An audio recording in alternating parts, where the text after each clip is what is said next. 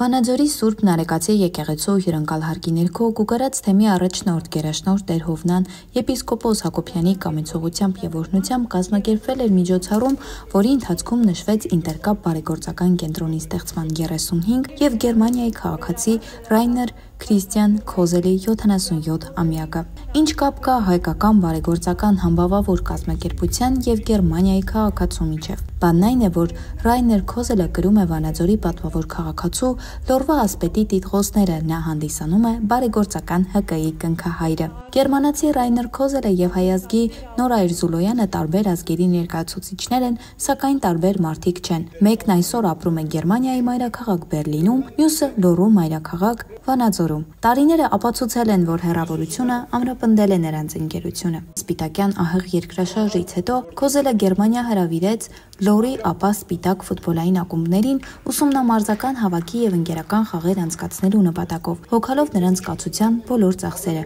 քանի որ հիշյալ ակումբների նախագահն իր ընկերն էր Նորայր Զուլոյանը։ Դրան հետևեց նրա առաջին այցը Հայաստան, որը եղավ բարեգործական բազում ծրագրերի առաջին հայտը։ Գերմանացի 21 համախոհ ընկերների հետ նա շրջեց Աղետի գոտում, ֆինանսական օգնություններ հատկացրեց երկրաշարժից տուժած ու տնակներում ապաստանած տասնյակ ընտանիքների, մարզագույքով ապահովեց Լոռուի ֆուտբոլային ակումբին, խոշոր գումար նվիրեց Գեղագիտական ազգային կենտրոնի Վանաձորի մասնաճյուղին։ Միջոցառման ընթացքում հիշվեց բոլոր այն բարեգործական ծրագրերն ու այցերը, որը կատարել էր գերմանացի Քոզելը։ Միջոցառումն ավարտվեց շնորհակալական խոսքերով, իր շնորհավորանքն ու շնորհակալությունը Ռայներ Քոզելին հայտնեց նաև Նորայր Զուլոյանը։ Վերջում գնահատանքի եւ օրհնության խոսքով հանդես եկավ Գուգարաց թեմի առաջնորդ գերաշնորհ Տեր Հովնան եպիսկոպոս Հակոբյանը։ Միանալով այն բոլոր բարեմաղթանքներին, որ այստեղ հնչեցին,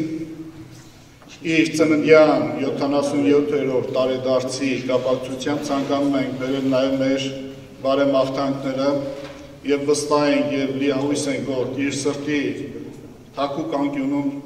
շատ եւ շատ իղձեր, ցանկություններ, մարդասիրական ծրարած ունի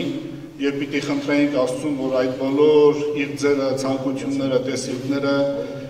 այս տարի իրեն համար իրականություն դարձնեն։ Անդրադառնալով պարոն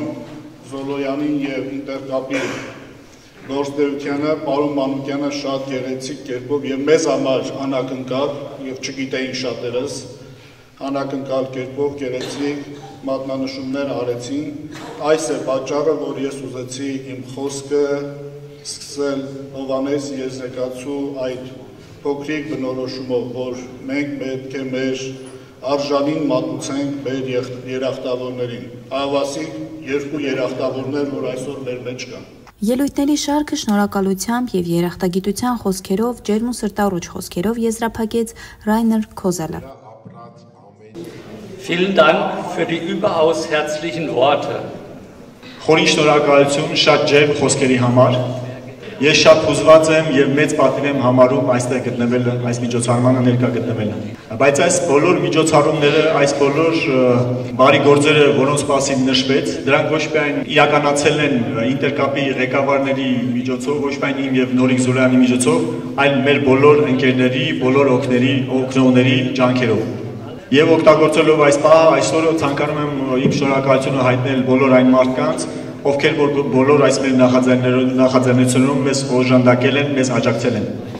Վերջին տարիների իմ առաքելությունը եղել է Վյուրսբուրգում գտնվող հայկական համայնքը հիմնադրելը եւ հատկապես Կիրակնորիա դպրոցը հիմնադրելը եւ գործի դնելը եւ որի դպրոցի համար նաեւ տնօրեն նշանակելը ընտրելը։ Ինձ հաջողվել է գտնել մի ղեկավար Իդեմս Արմեն Գալստյանի, ով մեծ ջանասիրությամբ եւ մեծ ջանքերով իրագործում է եւ համայնքի եւ Կիրակնորիա դպրոցի գործերը։ Ես համոզված եմ, որ տնօրեն Արմեն Գալստյանը ոչ միայն եղածը կպահպանի, այլ նոր մտահղացումներով համայնքի եւ Կիրակնորիա դպրոցի գործերի շրջանակը, աշխարհագրությունը ավելի կընդլայնի։ Վյուրսբուրգի հայկական համայնք Ինտերկապի գլխավոր առաքելությունն այն է, որպեսզի հայկական մշակույթը, ավանդույթները ծանոթացնի գերմանացի ժողովրդին